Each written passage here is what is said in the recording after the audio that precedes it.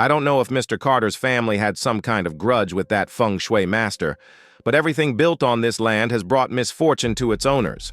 Minor things like sickness and bad luck at best, and deadly consequences for descendants at worst. The property here violates multiple aspects of what Eastern geomancy calls the 5 killing energies: form Sha, light Sha, air Sha, sound Sha, and wind Sha. It was past midnight. I wandered slowly along the familiar dirt path. Being the full moon night, a faint silver glow peeked through the trees. The air was crisp with the first chill of the season. Every now and then, a light breeze rustled the tamarind leaves lining the deserted road. I tucked my hands into my wool coat, looked around at the somber scenery, sighed, and headed toward Aunt Maggie's congee stall. Off in the distance, under the dim yellow halo of an old kerosene lantern swaying beneath a big basswood tree, I saw a few figures sitting near the stall. Aunt Maggie's congee cart was parked right next to some old tombs made from weathered limestone bricks. Incense sticks smoldered continuously, giving the whole place an eerie stillness. That's probably why folks around here call it the Ghost Bowl stall. People in this area are few and far between. Each house is separated by orchards and fields. The road is narrow and unpaved, and they still haven't run power lines through here, and yet Aunt Maggie's stall has existed for nearly 20 years. Every night at exactly midnight, she pushes her cart out and sells congee until morning. I've heard she sometimes doesn't sell a single bowl, but she never gives up, like something's keeping her tied to this place. As I approached the bamboo table, I realized the figures I'd seen earlier were Uncle Ben, who's in his 50s, and lives a few acres away from my family, and Nick, a guy a few years older than me. I greeted them politely. "Evening, Uncle Ben." He looked up and smiled when he saw me. "Well, if it ain't Danny, when did you get back?" "Didn't even tell me, huh?" "Come sit down. I was just over at your dad's place the other day having tea, but you weren't around." I sat down and replied, "Just got in this morning. Been craving Aunt Maggie's congee, so I figured I'd stop by for a bowl and say hi to her while I'm at it." I nodded to Aunt Maggie, who brought me a steaming bowl of congee. "You holding up all right, kid?" she asked. "Yes, ma'am. I'm doing well." "Good." She smiled faintly, then quietly turned away. That's just how she is. Soft-spoken, kind-hearted, but always carrying a trace of sorrow in her eyes. Uncle Ben lit a hand-rolled cigarette and took a deep drag. He slowly exhaled a thin stream of smoke that drifted into the warm, golden haze of the lantern light. My shadow flickered on the uneven ground. For a brief moment, the world seemed to pause. Nick took a sip of tea and nudged me. "Hey, Danny, I heard a rumor you can see ghosts. Is that true?" I didn't believe it, so I figured I'd ask you straight up. I hadn't even opened my mouth when, clang! A bowl hit the ground. Aunt Maggie had dropped it. Her face looked different, pale, startled, as if something had just gone terribly wrong. Nick pressed on. "So, is it true, Danny?" I shifted uncomfortably and gave a sheepish smile. "Oh, that's just gossip. Don't believe everything people say." Then, quickly steering the conversation elsewhere, I asked, "Uncle Ben, how come those graves are always burning incense? Is Aunt Maggie the one lighting them?" "Yeah, that's right. Every time she brings the cart out, she lights incense for the graves. When one stick burns out, she lights another. Keeps doing it until she packs up and goes home. Look over there, you'll see she's got a whole bunch of incense bundles stacked up on that little shelf." Uncle Ben pointed toward the congee cart. "Are those graves her relatives?" I asked. He shook his head. "Not sure, really. Might just be a respectful gesture since she's borrowing the space to sell food. You know, pay respects to the spirits so they'll bless your business and not cause trouble." I nodded silently, lifting my bowl of congee for a warming sip, when Uncle Ben lowered his voice and said, "Speaking of those graves, I've got a story, a real one, about some restless souls I'll never forget. Right then, a cold breeze swept through. The leaves rustled in the trees above us, as if nature itself was leaning in to hear the tale. Uncle Ben took another long drag of his cigarette, then exhaled slowly before beginning. I remember it like it was yesterday. It was the start of the rainy season. Back then, I was still strong and spry. Whenever it rained at night, the young men in the village would grab torches and go out frog hunting. That night, after your Aunt Susan had put the kids to bed, I grabbed my bamboo spear, lit a torch, and slipped out through the side of the house. Just as I was leaving, she stopped me. "Where are you headed that way?" she asked. "What? Do you mean? Out hunting frogs? Where else?" "But you usually go with the boys out near the co-op fields. That direction leads to the river. What are you doing out there?" I figured I'd try the old co-op Lot 5 tonight. Fewer folks, might be more frogs. But what? Spit it out, it's late. I heard rumors about that. River. People say strange, dirty things happen there at night. I waved her off. You listen to too many ghost stories. I'm going. So I left. Quietly made my way out back, the mud squishing underfoot. This was back when it was all wild woods, not like now. At the time, I didn't believe in ghosts or spirits or anything like that. It was just darkness all around. Nothing but the croaking of frogs and the crackling of my torch. Occasionally, an ember would fall into the river with a soft hiss. I trudged through the underbrush until I reached the riverbank, pulled out a little wooden canoe I kept stashed under the reeds, stuck the torch into a slot at the front, and started paddling slowly. The riverbanks were lined with water palms and towering swamp trees, all tangled in vines. Your aunt had warned me because there was a terrible incident that happened along this very river. Long ago, during a time of unrest, a whole family was murdered. 5 people. A group broke into their house one moonless night, beheaded them, and tossed their bodies into the river. No one knows exactly why. People say it was a robbery. Their bodies were buried right next to the house near the riverbank. Now there's no trace of the graves left. Locals whisper that on certain nights you can see 5 headless shadows standing at the river's edge, waving their hands. Others claim they've seen ghostly figures floating back and forth above the water. But me? I never believed any of that nonsense. I've always been known to have nerves of steel. That's what I told myself anyway, as I paddled along calm as ever. The crescent moon cast a pale shimmer on the still surface of the water. Even the frogs had gone silent, as if holding their breath. In their place came the distant call of an owl, echoing now close, now far, like a whisper from the other side. Uncle Ben had only paddled a short distance when suddenly the torch went out, snuffed. He muttered to himself, "That's odd. There wasn't even a breeze." Lost in thought, he didn't realize that something terrible was about to happen. As he looked up, the surroundings actually seemed clearer than they had in the flickering torchlight. Stillness.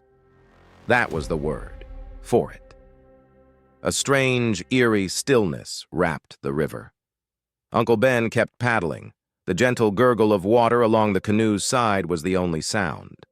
The fading torch left behind glowing embers dancing over the dark water like ghost lights drifting through the mist. Ash sparks rose into the thick, heavy air above. Plop, plop, plop. He froze. That sound didn't belong there.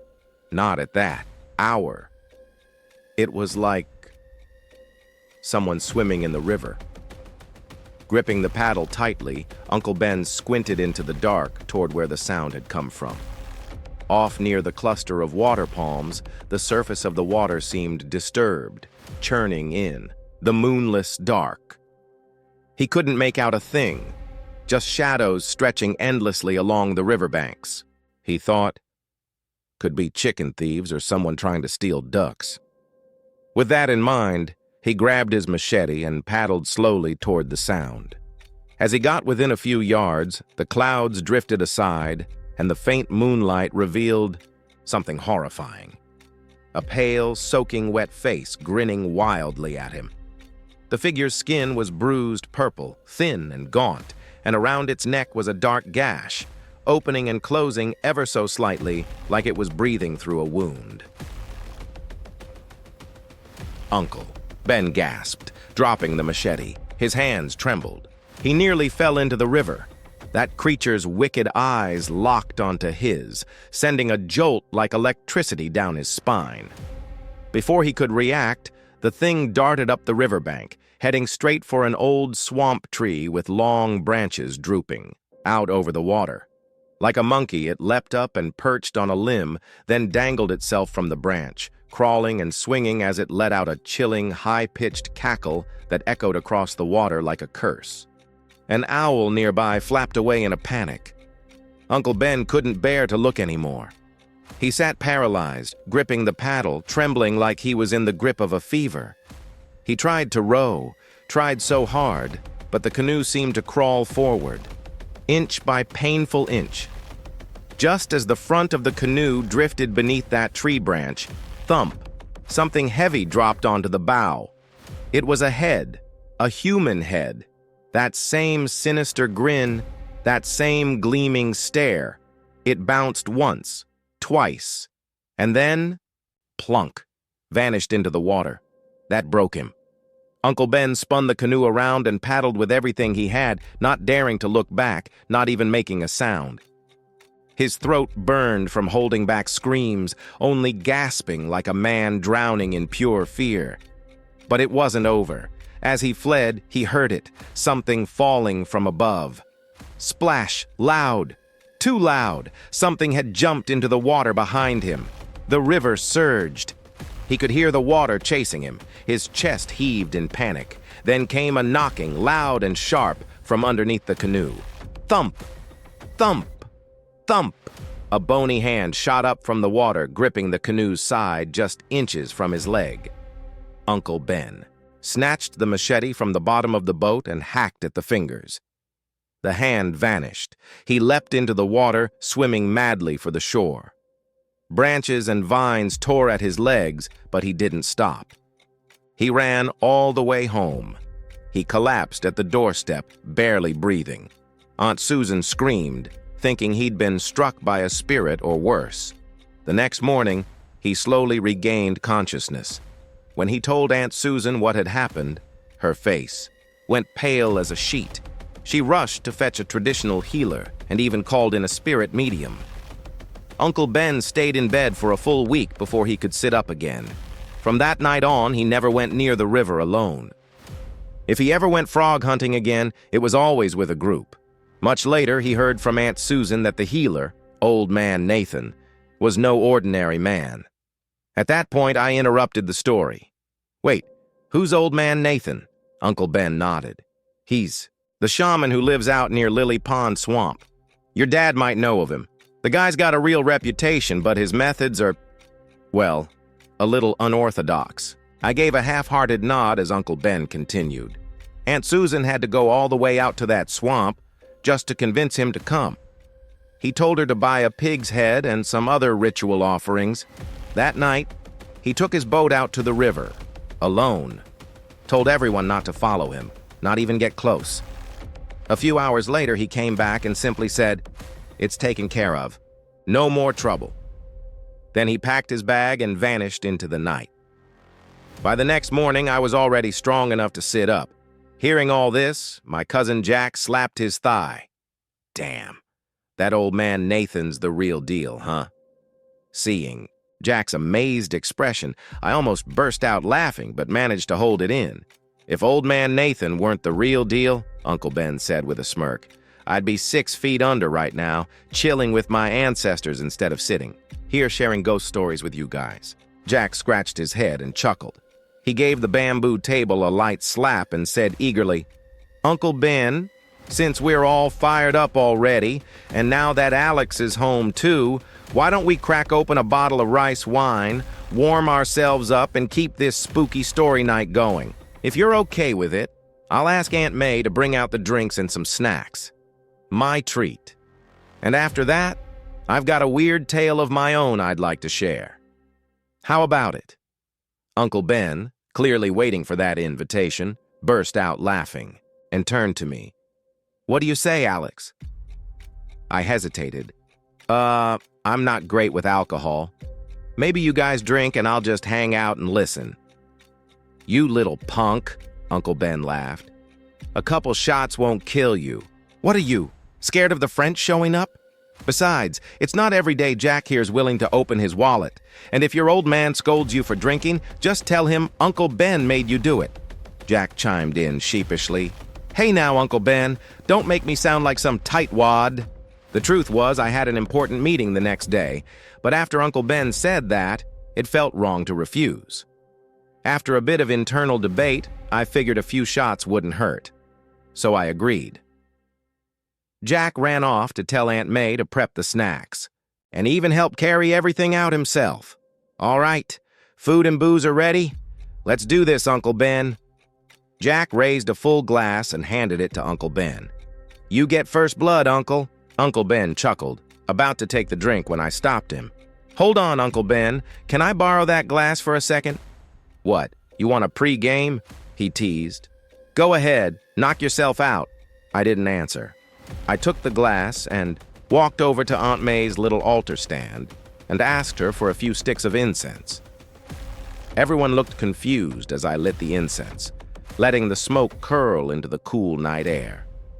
I made my way over to the small guardian spirit shrine beneath, the big hackberry tree. I placed 3 sticks there, then returned to our sitting area and stuck 3 more into an empty bamboo stool beside us.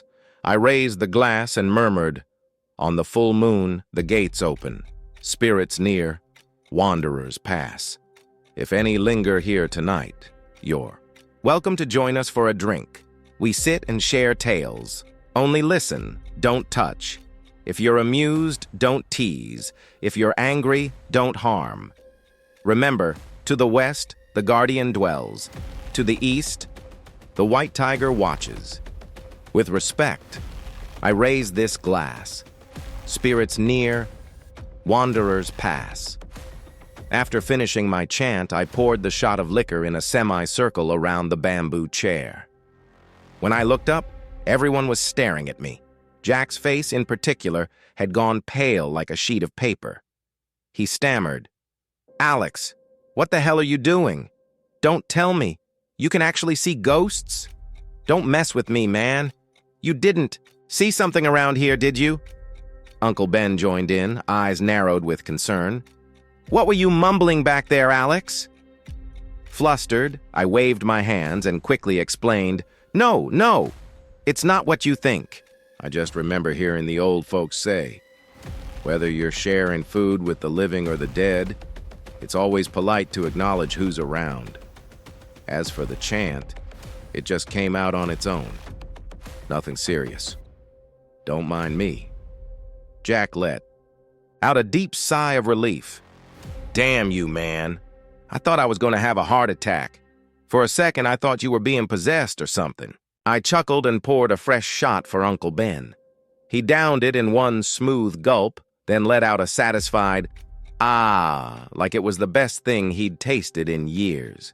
Jack, looking eager, didn't wait for me. He grabbed the bottle and poured. Himself a full glass, downed it like water. The burn of rice wine mixed with the rich smell of the pork stew had me lightheaded before I'd even taken a sip. Still, I smiled to myself. How many chances does one get to sit with their uncle and cousin sharing stories deep into the night? I raised my glass, downed it, and winced as if I'd just bitten into a hot chili pepper. Uncle Ben and Jack burst out laughing, teasing me, but I barely heard them. My chest was warm, my throat tingled, and the bitterness faded, leaving only a gentle sweetness from the rice and a faint tingle on the tip of my tongue. It had been so long since I'd touched alcohol, since the day I graduated and said goodbye to my closest college friends. I looked up, chin raised, and let out a dramatic, ah, like some seasoned drinker. They stared at me for a second, then both cracked up again.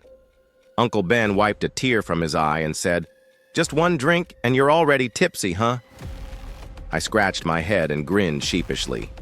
I told you I can't handle alcohol. Uncle Ben laughed and leaned in. All right, enough fooling around. Let's get back to our ghost stories. He turned to Jack. Didn't you say you had one of your own to share? Let's hear it. Jack nodded solemnly. Yeah, I did. But let me take one more sip to steady my nerves first. He took a long drink, still holding the glass in his hand. His grin faded, and his eyes grew distant, like he'd just drifted far into the past. I could tell from his expression. This was no made-up story. This was something that had really happened to him. He took a shaky breath, then began. You might not believe me, but everything I'm about to say is true. I know because I was the one who caused it. I was the one who brought the whole nightmare upon us. To this day, I still feel the guilt, and I still hate that thing with every fiber of my being. Uncle Ben, you probably remember Maddie, my wife. After we got married, about a year later, we had our son, little Eli. I was over the moon. I told Maddie I was going to teach him everything I knew, even though, honestly, I barely knew anything myself. Jack let out a bitter laugh, then continued. When little Eli turned 3, I thought life would go on smoothly from there. But then, that damned day came. That morning, Mr. Cooper, the head of Ridgefield Hamlet, was harvesting fish and swung by my house asking me to help out. He wanted me to clear and prep his fish pond for a new batch. Honestly, I didn't want to go. You know how stingy and unpleasant that old bastard is, Uncle Ben. But when he promised to pay well, I figured, why not? So he gave me a ride on his rickety bicycle, and we crossed muddy trails and carried the bike across several soaked rice fields to reach his place. That was my first time ever going to Cooper's house. From a distance, it looked decent, well-built, tidy even. But the closer we got, the more uneasy I felt. There was something off about that place. Something heavy. His pregnant wife, his second one, followed us out to the backyard. Mr. Cooper pointed toward the pond and said, There you go. I've already set up the cooler pump. Just drain the water, catch the fish, and scrape the mud. Clean for me. I've got to run to the market real quick. Back in a bit. I blinked and asked, Wait, I'm doing this alone? You didn't call anyone else to help? That pond's massive. How am I supposed to do it by myself? He shrugged. Tried, but everyone's busy. You'll be fine. I'm counting on you, buddy. Before I could protest, the guy turned and walked off. I knew right then I'd been tricked. He offered a high wage, so I'd do the whole damn thing myself. Hell, this job wasn't worth 2 days' pay, let alone one. I turned toward the pond and let out a deep sigh. The place was a mess, overgrown with thick brush and vines all around the edge. I had to hack away at the vegetation just to reach the water. I started the cooler pump and spent the whole damn morning clearing the banks with a machete. By late afternoon, the pond had mostly drained. I leaned over to check inside, and what I saw chilled me. No fish, not a single one, just bones, fish skeletons, white and dry, scattered across the muddy bottom. While I was still trying to figure out what the hell happened, Mr. Cooper came back. He stopped in his tracks and stared, mouth hanging open like mine. He rushed up to me. What the hell happened to my fish, Jack? I was about to ask you the same thing. Maybe someone's got a grudge against you, snuck in and poisoned the whole pond? That's impossible. I've never crossed anyone. And besides, I heard the fish splashing around just last night. Even if they were poisoned, they'd be floating. By now, not picked clean like this. Just bones? It doesn't make sense. I don't care anymore. Are we still scraping this pond or not? If not, just pay me and let me go. Of course we are. He stormed off, annoyed. I had no choice but to keep working. I rolled up my pants and stepped into the muck. It was deep, up to my waist, and reeked of rot. I almost puked.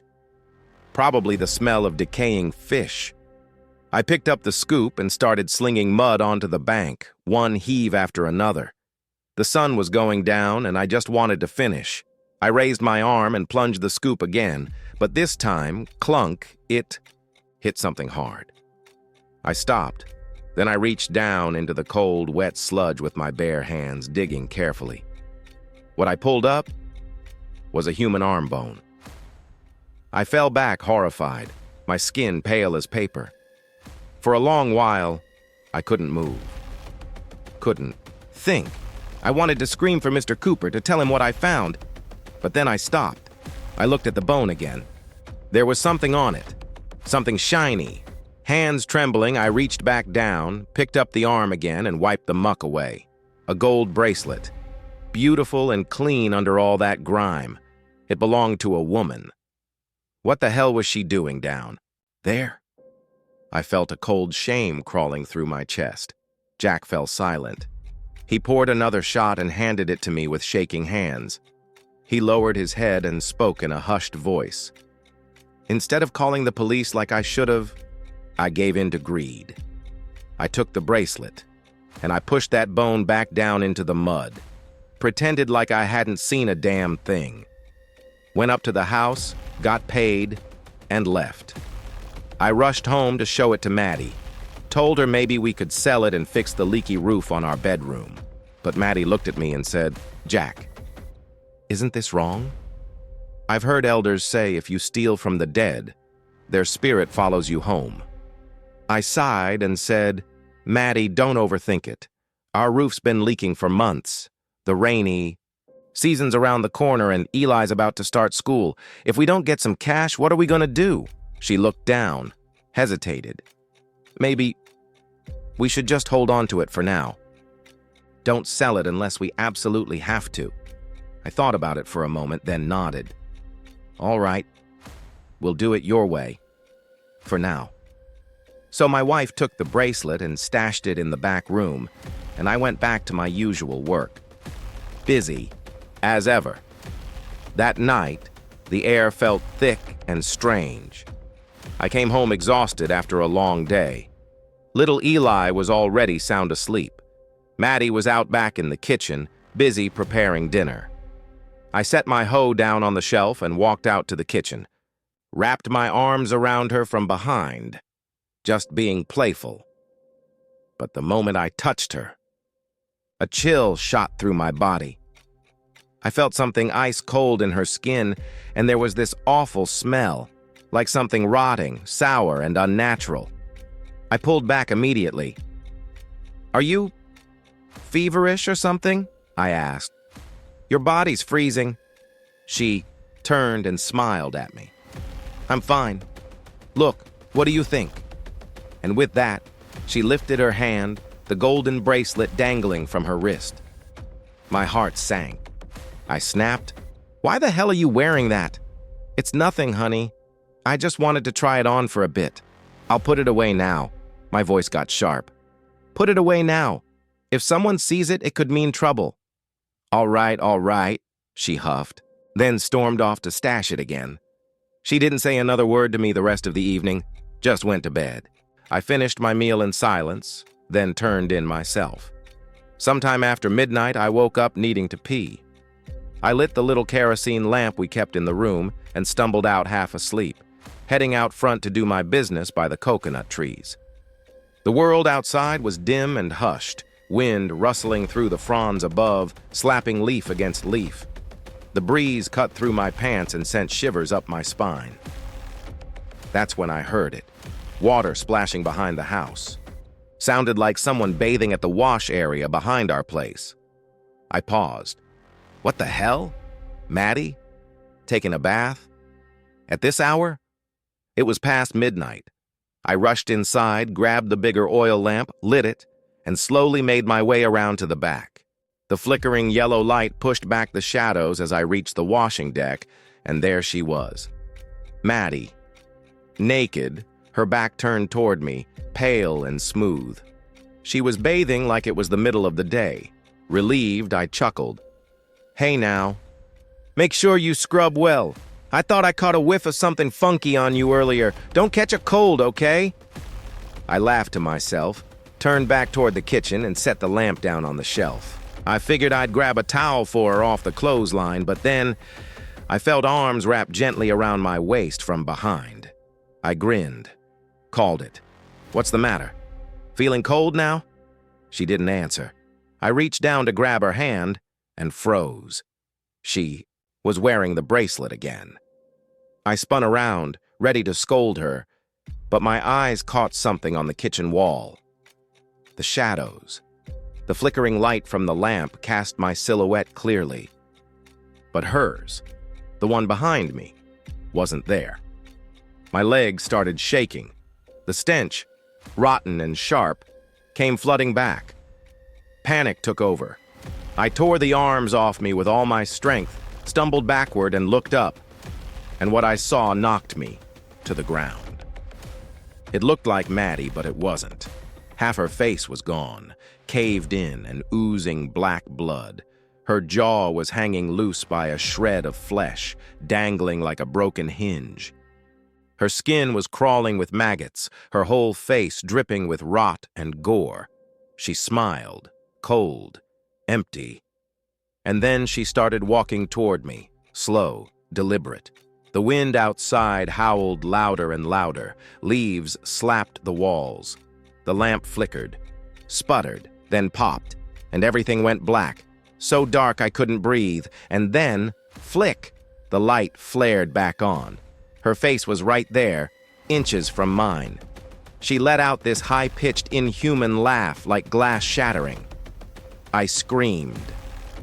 Bolted for the bedroom. As I reached the door, Maddie, my actual wife, stepped out, eyes groggy, holding the kerosene lamp in her hand. I tripped over myself and hit the floor hard. She blinked at me, confused. "Jack, what's wrong with you? Screaming like that in the middle of the night. You're gonna scare Eli."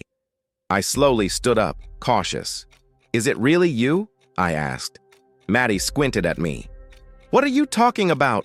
Of course it's me." I reached up, my hand trembling, and touched her chin. Warm, real.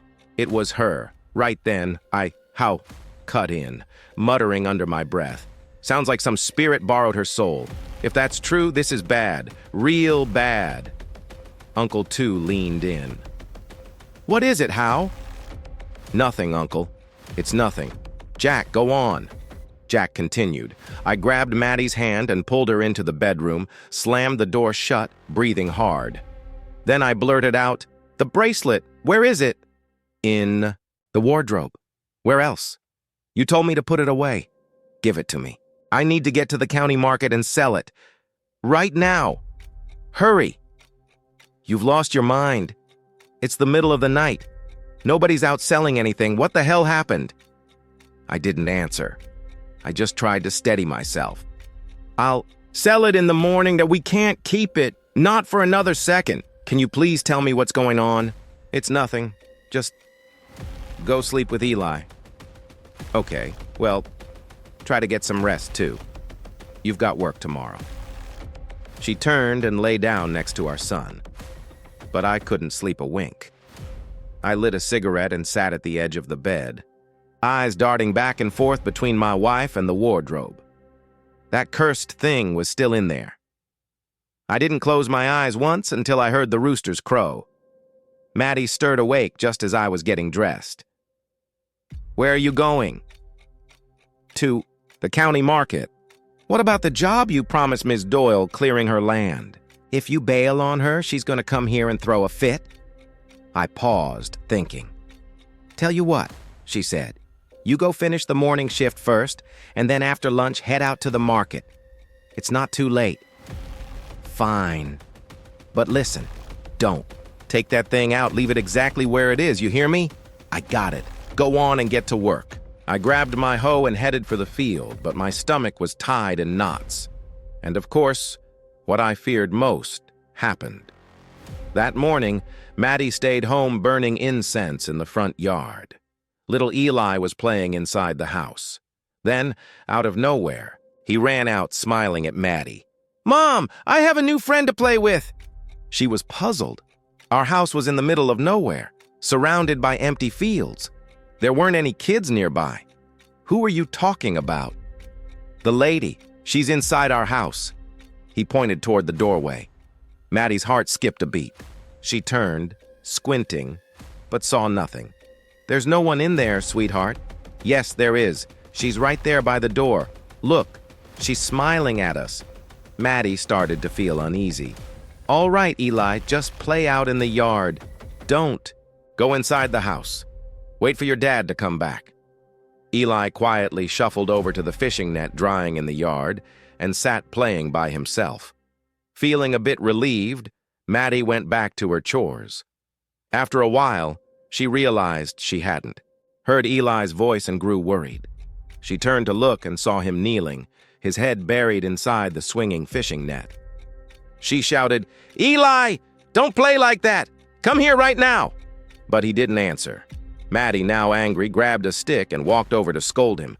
But when she lifted the net, Eli was lying on the ground, his eyes bloodshot red, his tongue stuck out halfway, and his whole body pale as a ghost. Maddie's knees buckled. She collapsed, clutching Eli and screaming for help. She cried so hard her voice broke, but Eli lay there, motionless, no breath at all. At this point, Jack's friend Quach choked up, tears running down his face. Uncle Tu and I both felt a deep sorrow for Jack's tragedy. Quach wiped his tears and continued. Just then, I got home and saw Maddie holding Eli, crying uncontrollably. I knew something terrible had happened. I dropped my hoe and rushed over. "What's wrong with Eli?" I asked. Maddie sobbed louder, struggling to speak. He's dead, Jack." "Why? Why did this happen?" Maddie shook her head and cried harder. I fought back my own tears. Holding Eli's lifeless body, my heart burned like fire. Then I noticed a red mark on his neck, a strange pattern I recognized. It was the same pattern from that cursed bracelet. Fury exploded inside me. My eyes bulged as I shouted, "Was it you?" I stormed into the house, grabbed a hammer, and smashed open the wardrobe. I ripped out that evil thing and threw it on the floor, then hammered it down crazily. The bracelet sank slightly into the dirt beneath with every blow. But no matter how hard I hit it, not a single scratch appeared. Grinding my teeth, I shouted, "You killed my son! Are you happy now?" I bent down and tried to smash it more, but the bracelet was unbreakable. I yelled again, "I'm not afraid of you!" Then I ran to the riverbank and threw it into the rushing water, watching it get swept away. That day, I held Eli's funeral. We were poor, so I only made a small wooden coffin and buried him behind the house. Maddie cried and wailed for days, then slowly slipped between madness and lucidity. In her delirium, she often talked to herself and sat smiling in a daze. Every night I dreamed nightmares, sometimes seeing a female spirit with a chain around a child's neck, other times hearing whispers in my ear. "You brought this on yourself," followed by eerie, mocking laughter. For a whole month, I couldn't sleep peacefully one single night. One morning, my friend Hyan came over and invited me to work together. I dragged on my shirt and took a sip of tea as he asked, "Have you heard the news, quoi?" "What news?" "Babin's wife lost her baby." "What? Seriously?" Eli looked up at Hyan in surprise. "Why did she lose the baby, man?" Hyan lowered his voice and said, "I heard from the folks down in the valley that Mr. Benson's stepwife got scared by a ghost. They say late at night she went out back to use the bathroom and saw a white figure crawling up from the pond. She got so scared she stumbled and had a miscarriage right then and there." "And then what?" Eli asked. "Calm down, I'll tell you. Mr. Benson has been hiring someone, some kind of shaman or spirit catcher, to deal with the ghost. Apparently, a skilled master showed up today." Hearing this, Eli's mind raced. He quickly urged Hyan to head to work first, then rushed over to Mr. Benson's house. When he arrived, sweat soaked his shirt, and he gasped for breath before stepping through the gate. Right at the entrance, Eli saw an elderly man, about 70 years old, calmly sipping tea in the yard. Eli approached slowly, but before he could ask anything, the old man spoke first. "Your brow is darkened, your 5 senses clouded. Surely you're facing something you shouldn't." "Yes, sir. I came hoping you could help me." The old man took another sip of tea, pondering for a moment. Then Mr. Benson came out of the house looking respectful. "Master, everything is prepared," he said. Then he looked at Eli. "Quach, what brings you here?" Before Eli could answer, the old man stood abruptly and went inside.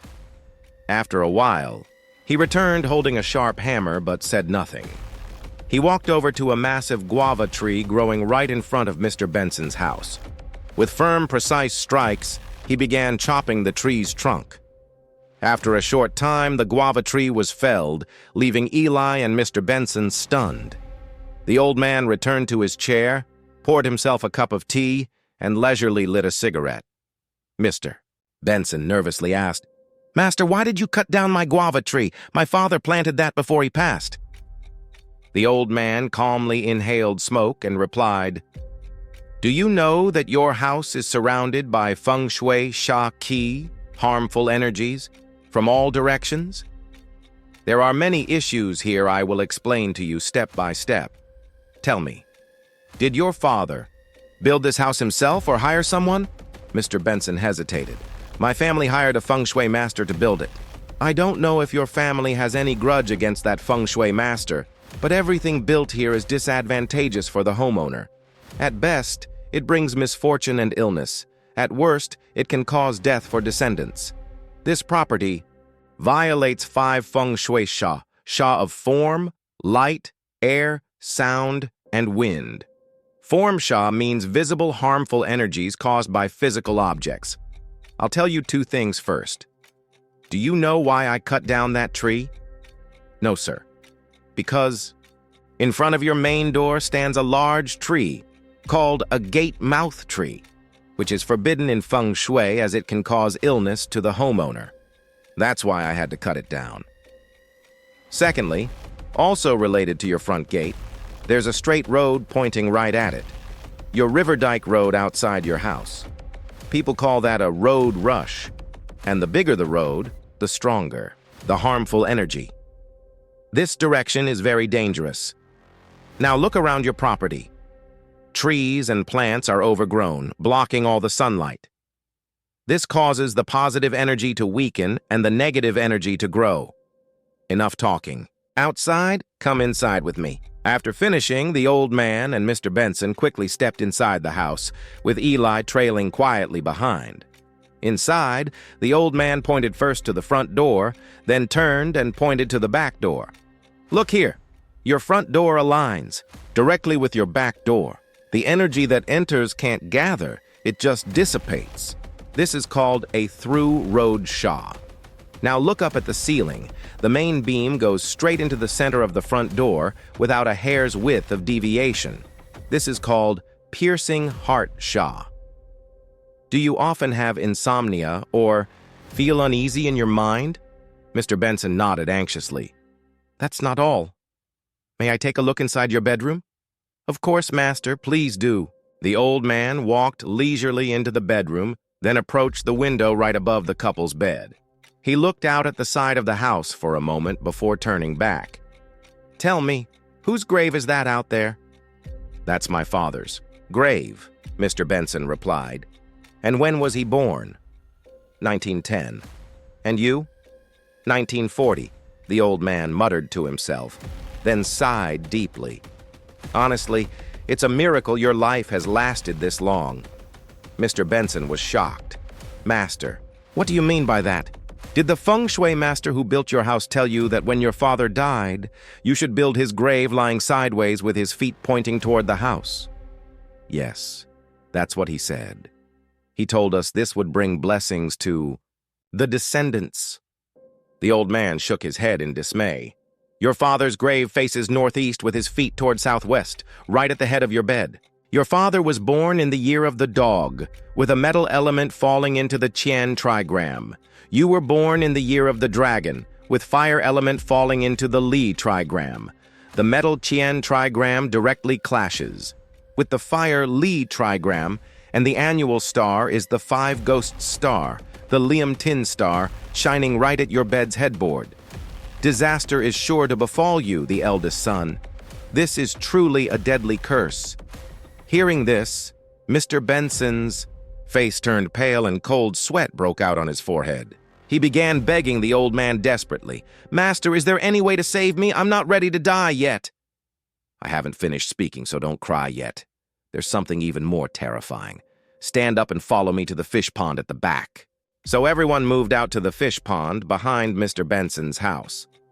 At this point, the old man finally paid attention to Eli. He turned to him and said, "Hey you, take a shovel and go to the four corners of the pond. From the edge of the pond, measure about 3 handspans in, then dig up whatever you find there and bring it to me." Eli turned pale and stammered. "Dig up what, sir?" "Don't argue with me. Just dig up whatever you find and bring it to me."